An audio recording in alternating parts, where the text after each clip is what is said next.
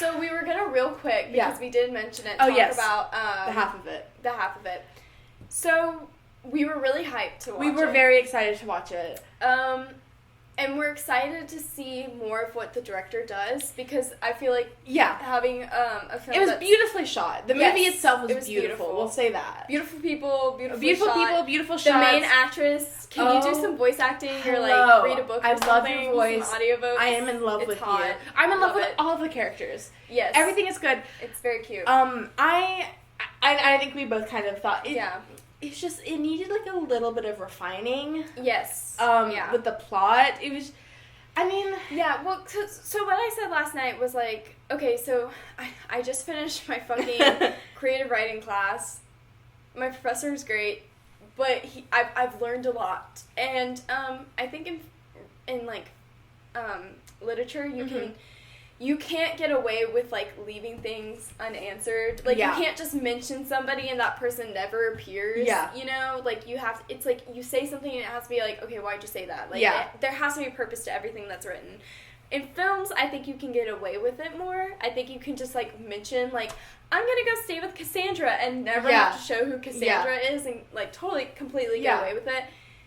I think with Never, or why do I want to say that? Because we watched it in the same night. I think with the half of it is,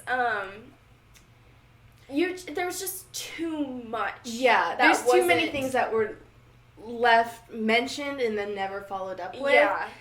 And, like, again, you can get away with that in film, but it was almost too much. Like, there needed... And, like, reading about what the director's intentions After reading that, I see it a lot more in the film, and it did help bring clarity and kind of put a different lens on it. Mm-hmm. Because, so, if you haven't watched it, and I think this would help just going into it. Yeah. So, The director, which, love it, she's a queer woman. Respect queer directors. Queer person of color. Yes, and we love that. And honestly, films about queer people, I literally just wrote a paper about it.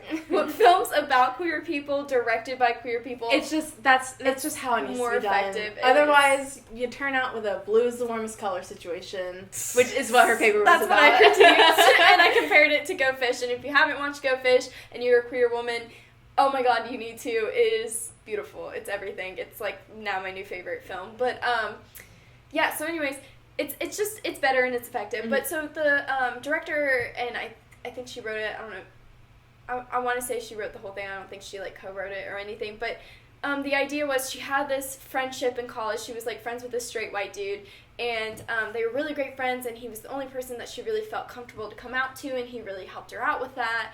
And then he got a girlfriend, and the girlfriend got really jealous and thought that, like, they were a thing. And she's like, swear, it's not a thing, I'm gay. Not like that. You know, like, we're literally just friends. Yeah. But the girlfriend kind of got in the way of their friendship because she was jealous. And so that's like, what inspired her to do the film. But then she didn't want it to be, like, in college. She wanted it to be in high school and to be, again, like what we were talking about, like, when you're younger, it's all these first things are happening. Everything's really intense. It's heightened. So what the problem that we had with the film is it became, for me, it became a little hard to, like, understand, like, the linear narration of it. And, like, there were some things that were mentioned on earlier in the film that they mentioned later on, but then they talked like they were... It started out great. Oh, my God. First half, beautiful. Amazing. They had us in the first half. They had us in the first half. And don't get us wrong, like, I'm a big fan of it. I would by no means say that it was bad. Like, I would no means say that. It's just, like, little tiny critiques that I think would really have elevated it. Yeah. But very much looking forward to more of what the director has to do. Yeah. But yeah, the first half, so well done. Oh, I loved it. And then the second half, it was just kind of like... It felt a little all over the place, like they were starting to mention some things and then didn't follow through with that plot line, and then other things started happening. And some things were never answered. Yeah. Or you thought everybody knew this. Or at least this one person knew this one thing. Yeah. Well, and but also who was with who. Yeah. Oh yeah. The conversation of who was dating who, and if those people were still dating, and then other people were talking. Yeah. It just got the relationships just got a little messy, I think. It was confusing. And the catfish storyline Like, it started out fine. Yeah, it started out fine, and then it just went on a little too long. And it was too catfishy, and it kind of felt a little too Sarah Burgess. Yeah. So that would be my critique. Like, that went on a little too long. And then I think the other thing is, like, at the end of the movie, you realize the most important relationship was... I don't even remember the characters' names. Hold on. Let me go on IMDb. Well, and they start out by saying... She starts out by saying this is not a love story. And usually when you hear that, you're like, okay. But I mean, granted, it was like, even in the description, I think in the trailer too, like, it was always said, like, this isn't a love story. Yeah. But it was marketed as a love story. Mm-hmm. Like, that's how, like, the promos were going. Yeah. So it was, like, a weird, like, is it, isn't it? And I know sometimes the director doesn't have control of, like, how your film is marketed. So it was a little, but like, it was started out by saying this isn't a love story. And we should have listened. But like, even in the end, it was like a little ambiguous, like, like what the relationship ended as. Mm-hmm. But ultimately, the main focus was about friendship. That was the end relationship that they really wanted to focus on. Between Ellie and Paul. Yes, Paul. It was Paul. Okay, Paul. Love that boy. Love all the characters. I really do love all the characters. I would have liked to know a little bit more about them. Like, I mean, obviously we focused on Ellie a bunch and her dad. A little, I mean, enough on Aster, who we wanted more really Aster, because she was confusing at times. I wanted to know a bit more about why she was the way she was, I guess, or like why her religion is. I mean, that's not a spoiler. Like, why her religion was like important to her. Yeah. I mean, not that religion needs a reason to be important, but why she felt she couldn't be herself with her religion. Yeah. Especially when it came to her dad, and like why she had to do this. And this. And so she would like say all of these things, but I think what we felt was like we wanted to see those moments. Yeah. Like we wanted some scenes where it was like her at home, because we got Paul at home. Yeah, we got Paul at home. You know, him without Ellie and stuff. And I think we saw one scene of Aster at home. Yeah, but it was through their perspective. Yeah. So I think we would have liked to seen a bit more of that. Why she was worried about her conservative dad. Mm-hmm. And again, like, it was stated that like her family was religious and conservative, but it wasn't shown that that if she came out or if she like, you know, acted a certain way, then this would be the reactions that she would get. Like, it was never said that, because I mean, in movies, like, it can show that like you can have a conservative like family and still come out and like it can kind of work. Yeah. Or like, you know, it just shown certain things like that. And so we didn't get I didn't get to see exactly what the big like deal one conversation with her dad, because she mentions him so much, but then you never.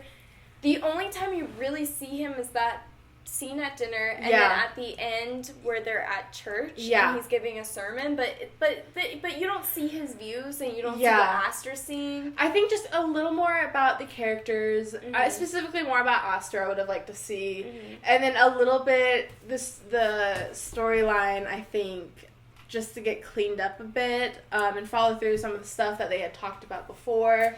Yeah, and I think just, again, like, an emphasis on the fact that, like, at the end of it, the most important relationship was the platonic relationship. Yeah, that too. I would have liked to see more shots of Ellie and Paul together where they didn't talk about Aster. And there was some scenes like that. But I would have really liked to see like some more focus on that, if that was going to be what the main relationship was going to be about, that friendship. Then I would have loved to seen a bit more progression of that relationship. And which, I mean, don't get me wrong, it was still very good. I just would have liked just like a little more. Yeah. And I mean, I loved all of the, I mean, clearly you can watch it and you can tell that the director loves film. She knows film. Oh my god, it was beautiful. Yeah. My favorite scene was when Ellie and Aster were, it's not spoiled. Well, whatever. They have a moment. They're like in this like pond, and it's beautiful. Oh my god, and you can see their faces like reflected in the water. It's so good. Ugh. And like you can just tell the director, she knows film. Yeah. Like, she references and quotes so many different love things, so many different, like, films that are about friendships and love and stuff like that. Like, Casablanca's in there with, like, oh, this is going to be a story of a beautiful friendship, blah, blah, blah. And the movie starts off with a huge-ass reference to Hedwig and the Angry Inch. And if you've never seen that, are you even queer? But it is such an amazing film. Definitely one of my top favorite films, because it is everything I want and more. It's a beautiful film. It is a direct reference to that. Oh yeah, for sure. So then I was like, which is what. Okay, so that was one of my things where it starts out with that direct reference about the your soul. What's the name of it? So it's a reference to Origin of Love and Hedwig and the Avery Inch, and it when they do that song, they talk about that mythology of like, oh, you and your soulmate at one point in time, merged. Yeah, and then like Zeus cut y'all in half. Yeah. And like Hedwig in that movie, they have when they do that song and they. It's about that mythology. It's to animation. It's beautiful and everything. So the movie starts out with that. Yeah. Totally directly referencing it. It's even animated and everything. Yeah. But yeah, we said that like... So it starts out with that scene, or with that shot and that animation. And I think what was a bit confusing to me is throughout the whole time I was kind of thinking about that, because I mean the whole thing is about soulmates, and it was a little unclear whether that opening scene was a reference to her and Aster or her and Paul. Yeah, being like because sometimes the reference to being soulmates can be platonic, like it doesn't have to be like a romantic thing. So it was a little unclear where how that tied in directly. Yeah, because the soulmates, like when they ended that scene, were two girls. Yeah. So I think that's what, and I think it's being voiced by Ellie's character, right? Yeah. Yeah. So. And, so it was just a couple things where just a little bit more. I think that's all I wanted, like just a little bit more. And very clear, again, on like which relationship is the most important. Yeah. Is but, it like you're Paul and Ellie or Ellie and Aster? Yeah. But like you're saying, this is the director's first, like, big movie that she's done. Yeah, that's what it looked like, just judging off her IMDb. Yeah. So I'm, like, very excited to see what else, like, she has to do in her career. This feels like a jumping off point. Yeah. And for, like, great, like, it was a really good film. I just like, a couple little critiques. Yeah. But look, I love queer women doing films about queer people. I will, you market me a queer movie, I will always watch that shit. I will always watch that shit, and I like, yeah, that's it. And we need more of it. We need it on more mainstream platforms. Exactly. And we need it to reach audiences. And just real quick, to get on my soapbox, because again, I just wrote a research paper about it. How queer people should direct queer movies? Yes, queer people should direct queer movies. And 100%. Or at least, if not queer, a woman. Yes, a woman. But, like, well, it kind of depends, because sometimes women believe in heteronormativity. That's true. But at the end of the day, a straight man should never direct a film about queer women. Facts. Facts. With blue is the warmest color. And I could show you my paper, because the... Link in the bio below. Link in the bio, because at the end of the day, that was just a movie about... it being a one-time thing. It fed into every single bisexual trope. It was kind of ridiculous. It belittled just... It was and then you watch a film like Go Fish, and you're just like... And I will say, I also recently just watched Portrait of a Lady on Fire. And I will be watching that she will be watching that, and I will be watching it again. And again, just talking about, like, queer women directing, like, queer films, specifically about, like, lesbians. It's just, you see it. If you've seen Portrait of a Lady on Fire, first of all, I fucking sobbed.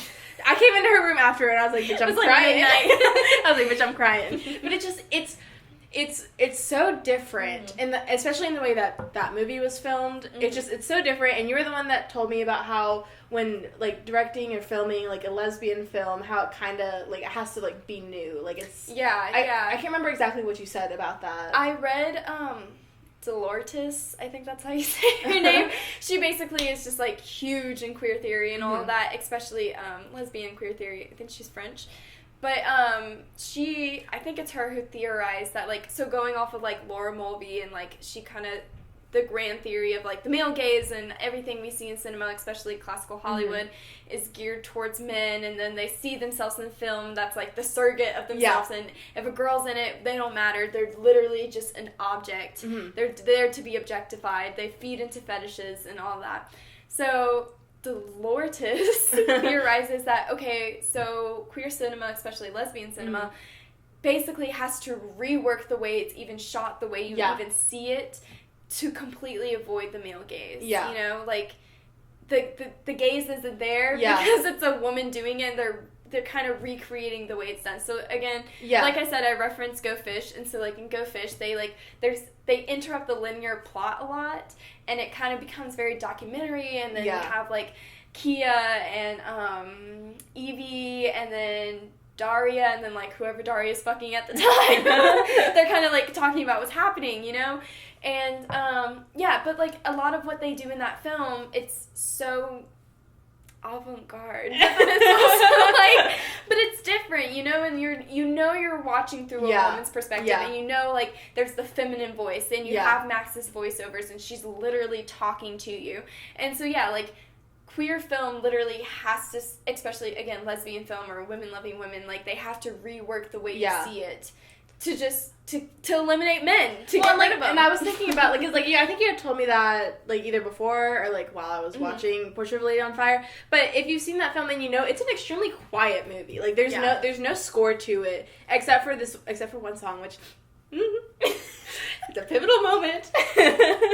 But at the middle and end... I'm so excited to watch it. Oh, I can't wait for you to watch it. But yeah, it's an extremely quiet film. Like, there's no score. The only like, sounds that happen are, like, you see directly produced in the movie. And just even the way that it's shot, and, like, there's no sex scene. They begin the sex scene, but then they don't, like, show anything. And I was reading this thing about the director, which I can't remember her name right now, but she was doing an interview and the interviewer was a male, and he was asking why she didn't include a sex scene, and she said that she thought it was more seductive and intimate to have the viewer use their imagination instead of directly showing.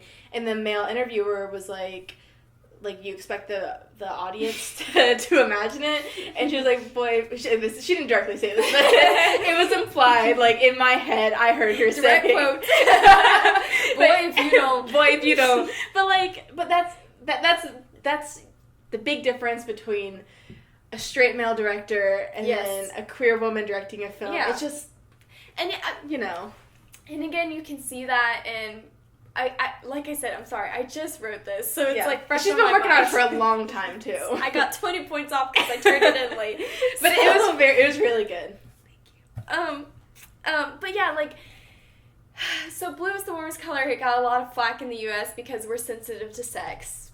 I mean, it's true. We're kind of like a prude nation or whatever. You know, we're not as like sexually liberated as like some countries, but it wasn't pornography, and a lot of people were critiquing it, got judged by other people who liked the film, being like, you don't like it because it's pornography. It's like, no, it's not pornography. It uses a lot of the same conventions as pornography, especially with the close-up of, like, the female orgasm. Like, I mean, that's, like, why else are you watching it? You want to watch her enjoy it.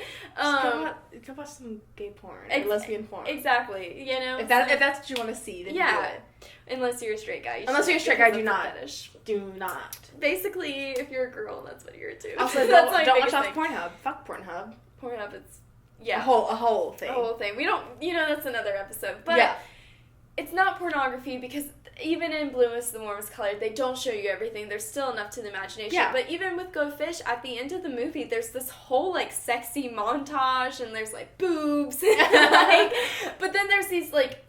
Again, like, reworking the way film is shot, so there's these extreme close-ups. Like, I think there was one where it was, like, spoiler, but, like, you knew what was going to happen, where Max is kissing Eli, but then, like, for a moment, you can't even really figure out, like, what part of the body is, and then you're like, oh, okay, and, like, Max licks her fingers, like, you know what she was gonna do. Like, it's all implied, and there's innuendos, and it's still just as sexy. There's still enough left to the imagination. It's just stimulating. Yeah. I just think... It felt more catered to me. Yeah. Because I'm a woman, and it was directed by a queer woman, versus when I watched Blue is the Warmest Color, where, like, those scenes felt drawn out. They play into a lot of stereotypes. It's almost hard to believe that the director wouldn't know these, like, sex positions and those fetishes and the stereotypes as a straight man, and a lot of lesbian pornography is, you know, catered to straight men. Yeah. So it's hard to imagine that, I read, it was called Gazing at Medusa. She was like, it's hard to imagine he wouldn't think. He wouldn't know those stereotypes as he's creating this film. And even the film is based off of a graphic novel, and even the author of that, who was a lesbian, who was French, was like, this felt like pornography. This is like, there's clearly wasn't lesbians on the set. And like, you took my story and you made another version of it, but she didn't like how... it was just inauthentic. And again, back to the Gazing Medusa article, they talk about how in her comic book, she kind of like, there's sexy scenes, but it's still kind of like reworking them from like. Well, it's like when you watch something without the male gaze, like you don't realize that everything you watch is from the male gaze until you watch something without it. Yes, and that's when you feel so connected to it. Yes, exactly. And it's a weird feeling to finally feel connected to something you didn't know you weren't connecting to before. Yeah, and you know what else made me think about it? So again. Sorry, I'm going so much into theory, but again, back to the, like, feminine voice, they say a convention of that, like, a way to, like, address the audience as female, like, assuming the audience, or not assuming, but just, like, addressing the audience as female, and, the audience doesn't have to be female, it's just addressing it as so. Just as a new way to, like... Yeah, again, to avoid a new that, lens, and then the feminine voice, and, like, doing that through voiceovers of women, when I was reading that theory, which I think her name is Khan or whatever, textual politics. See, it's on the mind, y'all.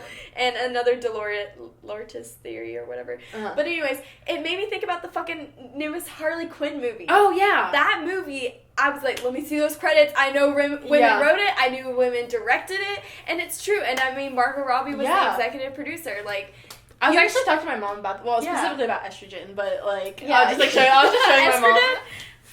Love you, beautiful. Bitch. She's Harley Quinn's stunt double. With the roller skate stuff in the movie. She's such a badass. You gotta look her up. Fucking love her. But I was showing my mom some of, like, I was like, hey, look, here's estrogen. Like, no prompting. But I was just like, I think she had, like, posted something. And I was like, look at her. That's it. I just want to talk about estrogen for a second. Amazing. Amazing queen. But, like, even that film, like, oh my god, I would honestly write, like, a paper about it and how it is totally just directed. Yeah. It's a feminist film. Oh my god, for sure. Absolutely. But just even having the, like, Harley Quinn voiceovers, like, I felt addressed. Yeah. And I know I've said this before, but it's so refreshing to see a film for you, or, like, that you can feel connected to. Mm-hmm. And I'm like, is this what straight men feel like all the time? Straight white men, all their army movies, and all their fucking army and superhero movies. Oh is this what it feels like? Because that's what I felt like walking out of Harley Quinn. I was like, shit, I'm gonna beat someone up. Yeah.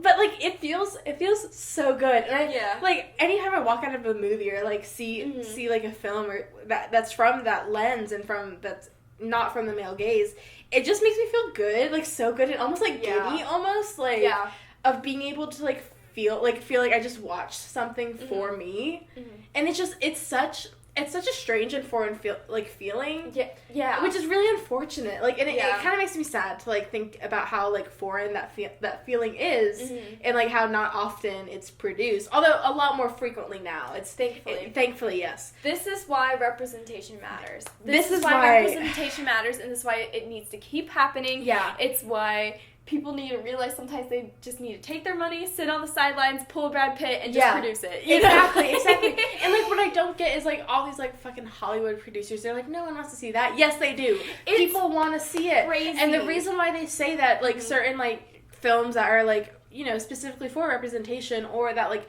include, like, you know, that include representation, and they say, like, oh, well, it did do well. It's because they don't put in the money to market it as much as some of these bigger films, and therefore it flops because people just don't know what's out there. Yeah, I mean, it's crazy how conservative Hollywood is, how they believe all of these old-ass, outdated conventions. Yeah.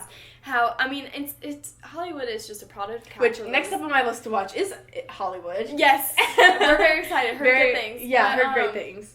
Yeah, but Hollywood is just a product of capitalism. They want to keep feeding off the same shit. I'm glad things are changing, and they're only changing, which is kind of sad and crazy. Yeah. It's because you put your money towards it. Like, exactly. It's capitalism. Not gonna get on my soapbox about that, because we all know. Eat the rich. We all know, eat the rich. But I mean, yeah, capitalism runs the world, and specifically Hollywood. That's why when I see films that's like, oh my god, yes, you're, you know, representation, we're doing something here, it's like, just put your money towards it. Because if you put your money towards it, things like that are going to keep happening, but it's going to also get better. Yeah. Well, and that's like with the half of it. Even though like it wasn't my absolute favorite film, like I'm still going to watch it. I'm still going to give it the views. I'm still going to tell people to watch it because at the end of the day, like, yes, it was not a perfect film, but in terms of representation, it was great. And as queer people, we want to keep seeing queer films. Exactly. And it is crazy to talk to older queers who, like, they barely even have seen a lot of, like, queer films because, I mean, even you know, the iconic ones or, like, the really great ones that kind of, like, are the predecessors to all this great shit that we get to see now, like, they're hard to find or you have to pay to find them. Like, they're not free to stream. Yeah. And, you know, it's, like, hidden. Yeah, or they started out as, like, indie films. Like, Go Fish was one of the first indie films to prove, hey, indie films can be marketable, and you can push them to be a mainstream audience. I mean, let Hollywood fall, let indie films rise. Amen. A24. I want to see A24 do like a superhero movie. That's what I want to see. I think that'd be fucking hilarious. Oh my god! If I could ever get a film distributed by them, I think I would shit myself. Oh, but like let Hollywood fall, let them fucking burn. Yes. Oh my god! Get rid of the Big Five, or whatever they're called. Yeah, let them burn. Let indie films, let them rise. Let different film companies. But they're the ones who are, like, doing the shit. But exactly. Like, I mean, the most, like, my favorite queer films are kind of hard to find. Like, oh, yeah. Like, But I'm a Cheerleader. Oh, my God. That movie's a good-ass movie. So good. Hedwig and the Angry Inch. Yeah. I just watched, The True Adventures of Two Girls in Love or whatever, which you can only find on YouTube for free, which is kind of crazy. That's crazy. Yeah. I mean, it was low budget, but it was great. Yeah. And I know why it was so important. Yeah. But, yeah, it's just kind of insane. So, yeah, put your money where your mouth is or whatever, I guess.